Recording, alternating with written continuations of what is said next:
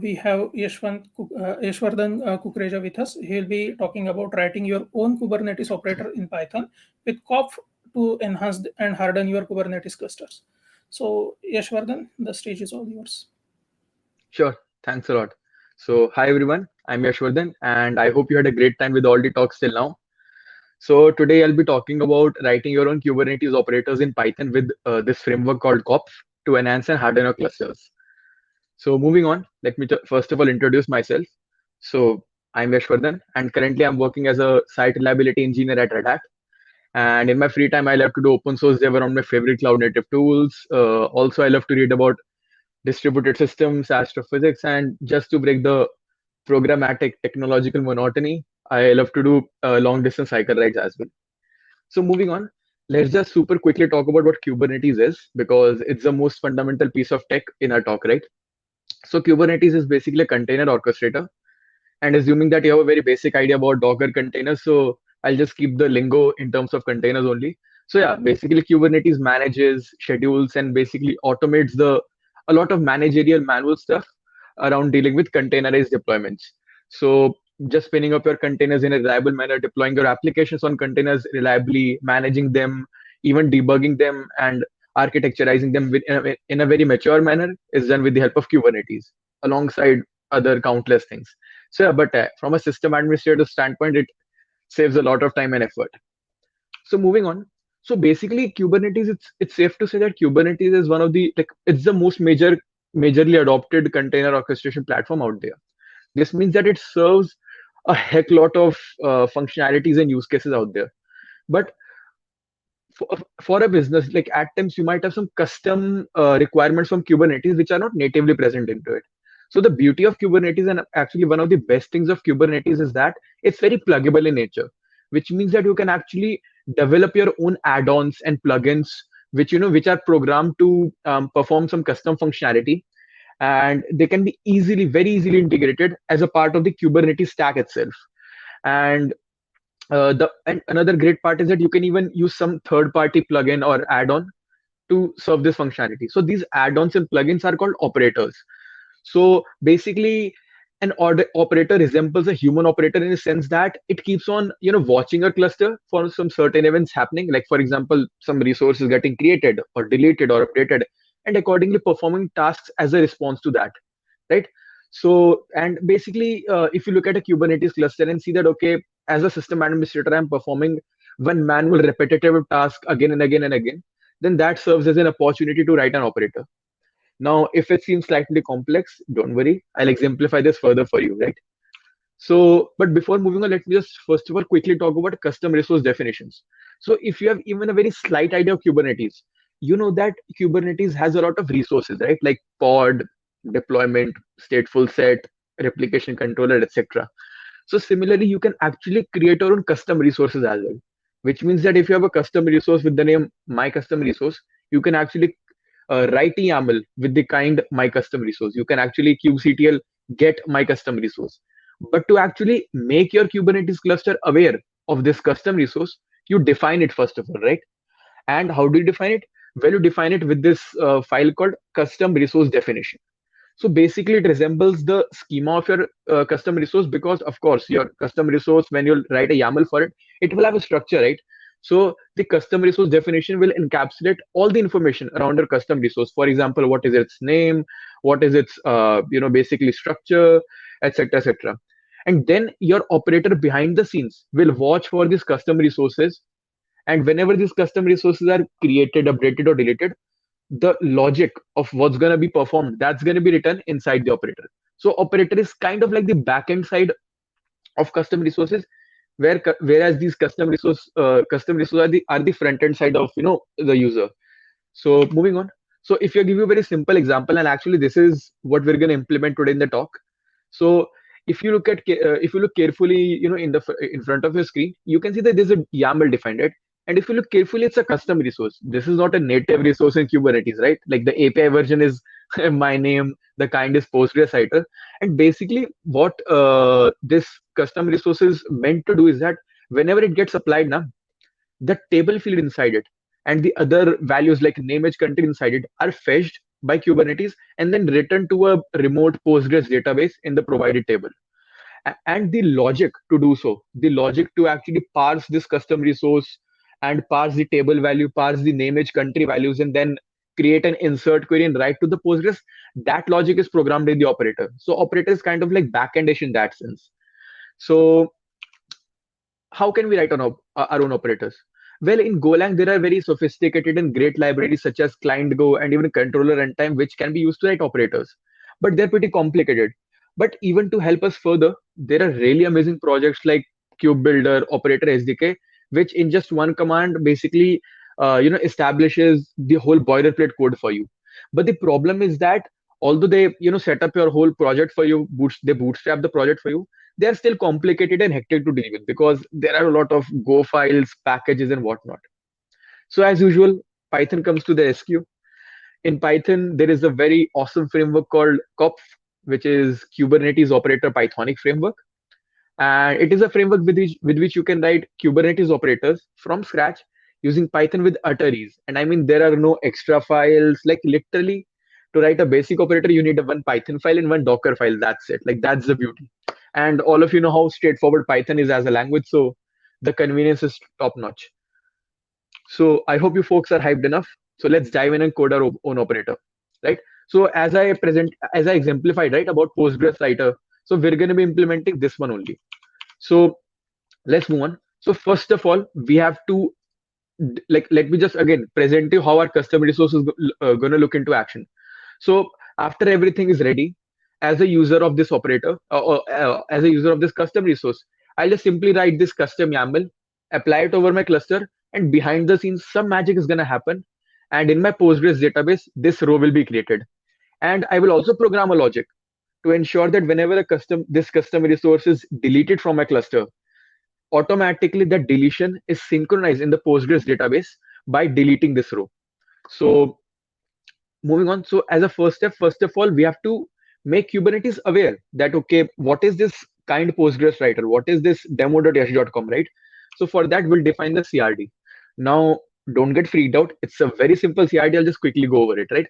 So first of all, everything has a name. So even custom CRD has a name, and the name has a format, right? So the name has to be in the form of your resource name in plural form .group. Now, what is a group? Well, let me just go back quickly and notice the API version, right? So if you notice the API version, it is in a format. The format is group/version. So the group is demo.yosh.com and version in my case is v1 and kind is Postgres writer. So these are group version kind, and together a group version kind basically acts like a unique ID of a resource in your cluster. So in my case, in this situation, the GVK, the group version kind is demo.yosh.com v1 Postgres writer. So that's what I'm doing here. The metadata, the name of the, basically this CRD is the plural form of my resource, which is Postgres writers.group. Inside the spec, I've defined the group, which is demo.yosh.com, which I just explained. And inside the version, I've defined v1. So your CRD can have, your custom resource can have multiple versions depending on the functionalities. Now inside this version v1, I'm actually defining the structure of the YAML to expect. So if you look carefully, the structure here is expecting a spec section. Inside it, there are 4 fields called table, name, age, country, and each of them have a data type, right? Table has a string data type, age has an integer data type, etc. So all of this stuff is defined carefully inside the schema. You can see that, okay, there is a required field spec, and there are required fields like table, name, age, country with their respective data types. Then at an operator, at a custom resource level, I've defined the scope as namespace. Basically, this means that I can apply this resource over different namespaces.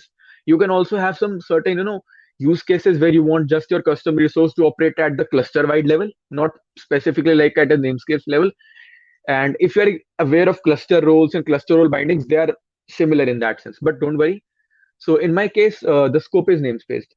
And finally, I've defined the name of my operator, of my custom resource, right? So the plural is going to be Postgres writers, singular is going to be Postgres writer, kind is going to be the Postgres writer in a camel case, and short name is PSW. So all of these names are basically, for doing kubectl get Postgres writer, kubectl get PSW, etc. So I promise this was the complicated part. Now begins the fun part. So first of all, now comes Now, once we define our CRD, we are done with telling Kubernetes that how our custom resource will look. But still, what's gonna happen behind the scene? That will be coded in an operator, and this is where we begin. So first of all, we'll import the relevant libraries. So the first one, the scikopg2. This is for talking to Postgres database and inserting and deleting stuff. Kopf is basically a framework to write operators, and then Kubernetes library is being used to basically make our operator communicate with our cluster, right?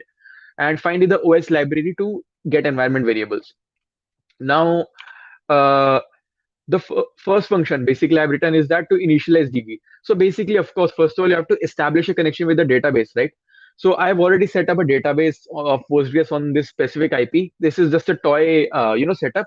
But in a more mature and productionized manner, you should have a dedicated setup where you are injecting the host name and sensitive fields like passwords in a secure mechanism. But in this case, this function is returning me the connection to the database. The second function is initialize queue. And it is doing one thing. It is basically establishing the connection between my operator and the Kubernetes cluster so that my operator can talk to Kubernetes cluster and accordingly, watch for the custom resource and take actions. Now you might see that there is an if and else present here. Now the thing is that you can run your operator in two ways. First of all is obviously you can just package it as a Docker image and deploy it on a container or deploy it on a cluster, which is the normal productionized way. But while developing an operator as a developer, right, it's hectic to every time when a code changes, you package it as a Docker image and deploy it. So for the sake of convenience, you can literally run your operator locally through command line, and it will talk to your Kubernetes cluster via kubeconfig. So whenever you do kubectl get something, it like that thing is routed through your kubeconfig, right? So similarly, this operator will perform at that level as well. So I'm just defining, a dev environment variable to tell my code that okay, how to talk to my Kubernetes cluster, when I'm developing locally or I've deployed it. So moving on. Now this is the main helper function which will insert a row into the table. It is very straightforward. It is just performing an insert query into my database. It is taking my database connection ka variable and feeding the table name, the name, age, country into it, and just throwing that piece of row inside my table. And as I told that we're going to be handling the deletes as well in a graceful manner. So I've defined a function to delete data as well. And again, it's a super easy delete query, right? So now moving on. Now this is the bell of the ball. This is the piece of code. This is the function which will watch for the creation of my custom resource. Don't worry, I'll explain it. So if you look at the first line, I'm just like, it's very self-explanatory, right? I'm just telling conf.on create, and then inside I'm defining the GVK. Again, remember what GVK was? It was group version kind. So whenever basically my operator, whenever it will notice the creation of a resource of this GVK, of this group version kind, then it's going to execute the following piece of code. And the following piece of code is basically doing nothing but extracting the table name, the age and country fields, and throwing them inside the table of the Postgres database, which my operator is aware of. And I'm also, by the way, like behind the scenes, I'm also, while inserting the data, I'm also defining a primary key call ID. And that is nothing, just, the resource you are applying, that resource is namespace/name, just for the sake of establishing uniqueness. So if I go super quickly back, you see that this table, right, this record which got created, you see the ID, how it looks. It is namespace/the resource name, the one which is defined here. So that's just for the sake of keeping things unique and graceful, so as to avoid any conflicts. So yeah, again, this operator, whenever it captures a create event of this GVK of my Postgres writer, it will essentially parse the table name, age, country fields and throw them into my database. Similarly, whenever it will catch the deletion of a resource of Postgres writer, my custom resource, it's gonna again capture the spec of the resource which got deleted, and accordingly, look at the namespace and name and accordingly delete the corresponding row which was present in the database, just to synchronize things and ensure that the database contains only those rows, those records which are actually present in the Kubernetes cluster in the form of Postgres writer resources. And running the operator locally, again, as a developer, you can run the operator locally with this command called copf run, then your Python file, and it's going to run beautifully. So let's just quickly hop back to a terminal, right? So let me just actually increase the terminal size because my display is 2K, so I'm afraid it's not going to be visible to you folks. Let me just. I hope the display is now fine. Perfect. Okay, cool. So right now I'm inside my project folder, and first of all, let me just show you. Let me actually, get client level access to my Postgres database. So right now this Postgres database has, this table called students which I already created, and basically, so yeah, it is. Just a second. Just a second. It's. Yashwardhan, I think the font size Yeah. is too small. Could you please increase? Oh, sure. I'll increase it further. How is it now? A little better, but Girish? it can be. I mean, it should be readable now, I guess, at least. Or is it still not? Or I guess I've increased it on my end, but it hasn't synchronized on your end. Is it still not enough? It Because is it's better covering now. most of It my is screen. better now. It is better now. Okay, okay. I guess it was delayed a little bit. Anyways, never mind. Okay. So, if you look at back to the talk, so if you look at the left terminal, you can see that I have a table created, and the students table doesn't have any rows and stuff. Now I'll do one thing. I'll run my operator locally, and but before running an operator, again, let's go stepwise. Let's first of all create the CRD, right?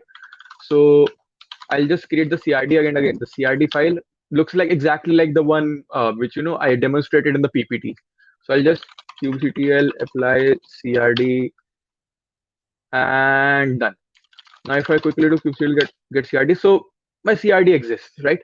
Now if I now before applying my custom resource, right? Let's first of all start the operator because Kubernetes has to be aware that what's going to happen when the resource is created. So in the lower terminal, I've set the dev is equal to true environment variable. And now quickly I'll run my operator. Perfect. So now this is a sign of the operator running successfully. And if I define the sample.yaml, basically the sample.yaml, is the exact custom Postgres writer file which I'll apply now. And carefully notice the values. The table is students, the namespace is also name is sample student and namespace is default. So if I let me just keep it here, and if I apply the sample.yaml, yep, it got applied, and you see some logs are captured here. And now if I go back to my left collar terminal and actually see that if my database got updated or not, yep, see the data got reflected. So behind the scenes, exactly the way it was expected to happen, the way it worked. And similarly, if I do kubectl get Postgres writers, you can see that in the default namespace, this resource got created. Now, if I delete this Postgres writer, right, and sample student, oopsies, yep, it got deleted. And again, the operator was able to catch this deletion, and hopefully it deleted the row in the database. And if I go in the database and actually do select star from students, perfect. So the creations were synchronized well with the database, and the deletions were synchronized well with the database. Now this proves that our operator is working perfectly fine. Now but still, this is like the way I executed the operator. It was very local developmental way, right? So we have to deploy it the right way, right? So your operator in a productionized manner has to be first of all packaged into a Docker image and deployed over a cluster. And then in that cluster, it will run as a this thing, a pod, and serve the functionality which it is supposed to. So let me just create a namespace called Postgres, where I'll be keeping all the resources associated with my operator.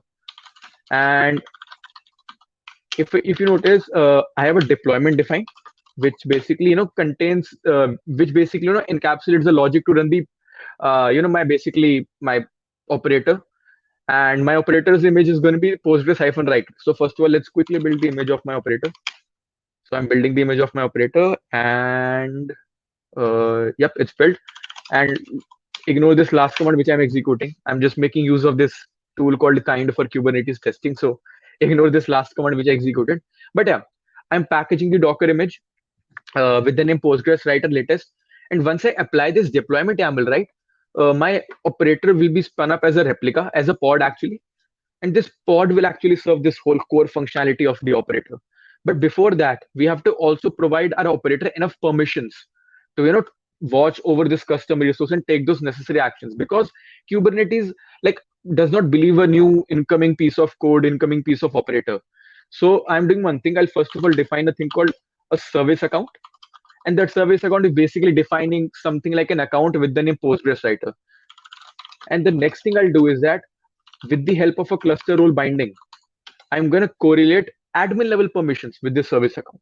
So never do this in production. I'm just doing it, for the sake of convenience. But in reality, you should only correlate the minimum amount of permissions with your operator.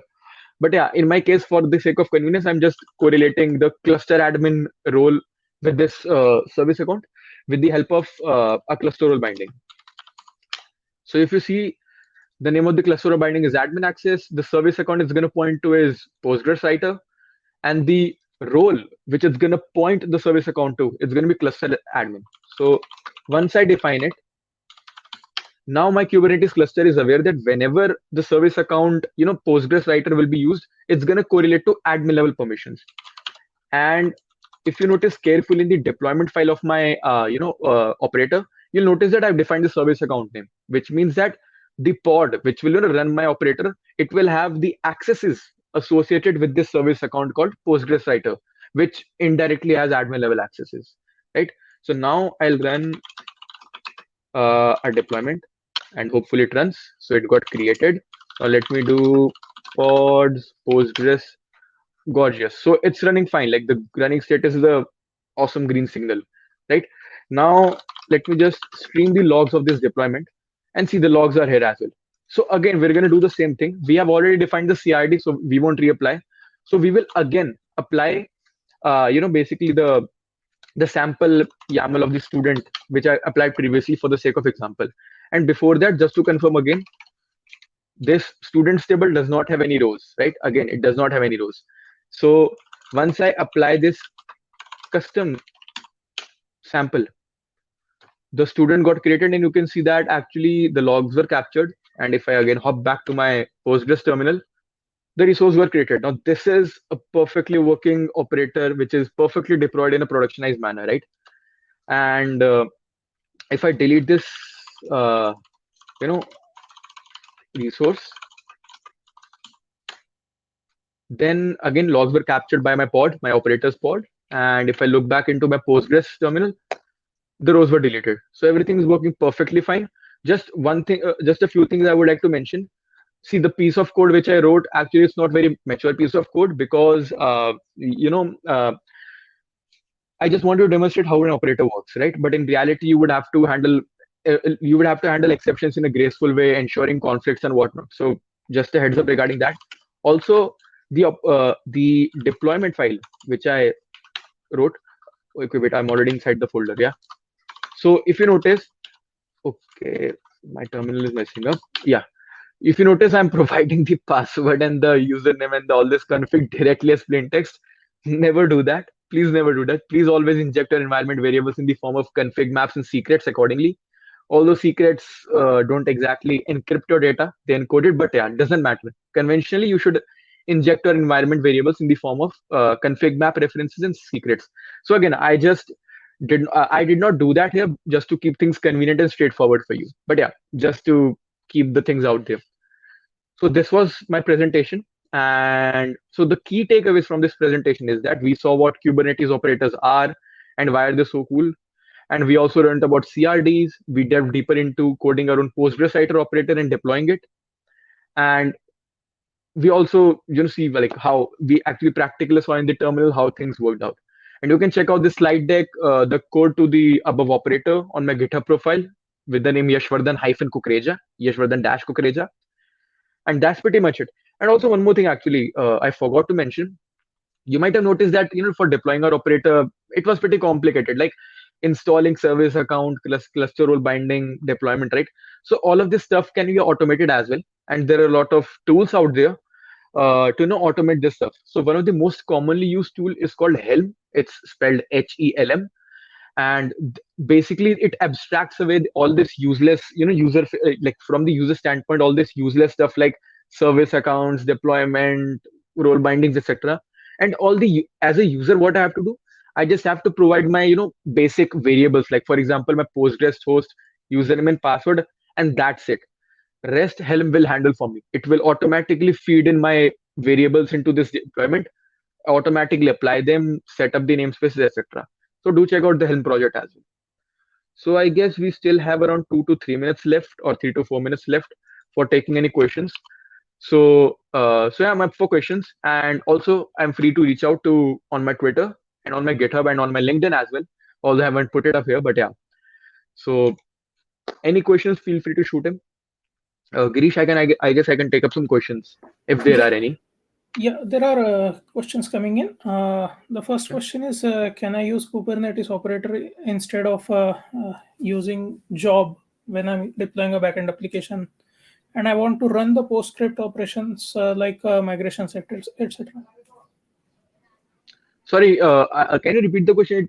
Your voice broke a little bit, I guess, on my end.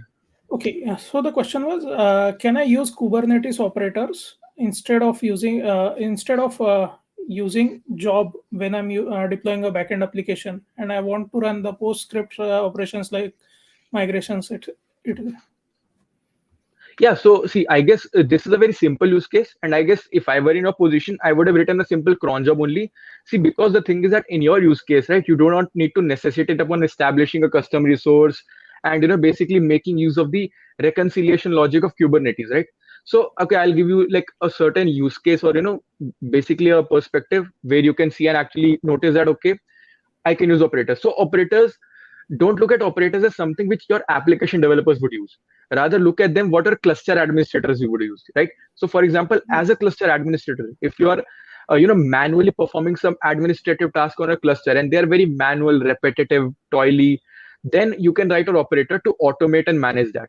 But the application level stuff, like basically performing some script operations or a basic script which happens periodically, the Kubernetes cron job will do most of the job very easily. Okay. The second question is, what are implications of providing all permissions in a cluster role binding while application deployed in production scenario? Oh my God, it's very messy actually, because again, see, like most of the times you're going to be actually making use of third-party operators, right? So in that case of scenario, if someone is malicious, they can actually inject a piece of code in their operator code to maybe inspect all the resources in a cluster, inspect the secrets in a cluster, and dump them somewhere out there, right? So that's risky. And even like let's say if you are not even using someone else's operator and using your own operator, and you are sure that it's basically you're not going to do something malicious, but still the fact that you are providing admin level privileges to your operator means that your blast radius for making a mistake in your operator increases. So by mistake, if you coded something messy in your operator which performs some deletion in your cluster, right? So there would be anything there like a gateway to stop it from doing that. So just to avoid the risk of your own human prone mistakes or someone else being getting malicious unprivileged access to your cluster, please do ensure that the level of service account and the roles assigned to the operator are minimal.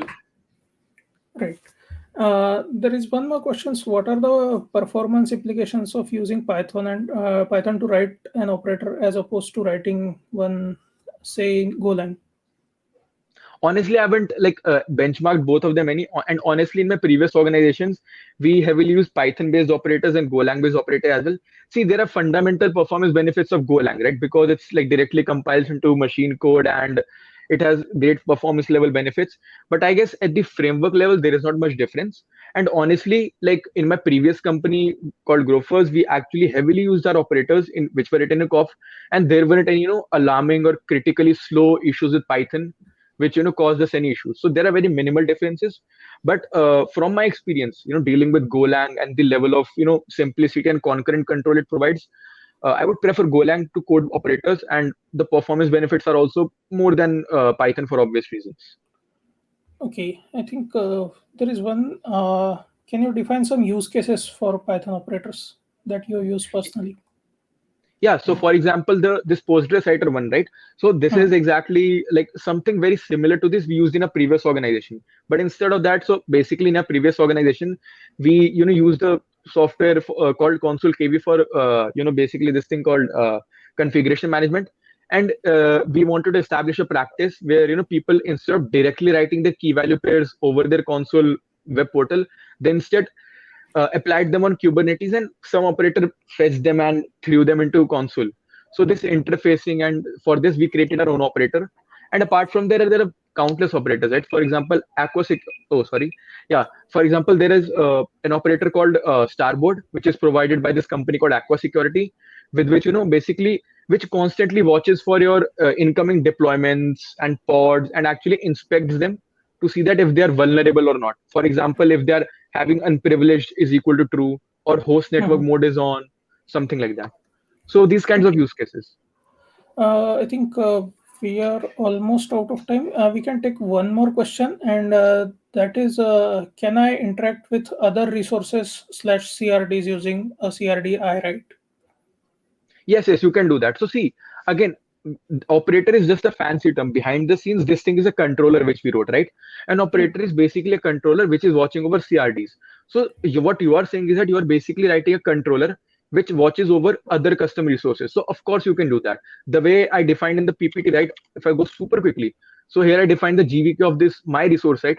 I could have defined the other custom resources as well, and then my operator would be watching the other resource and taking actions accordingly upon their creation, updation, or deletion. So yeah, of course you can do that. Right. So yeah, we are out of time. So I think there are more questions. I think we'll have to take those offline.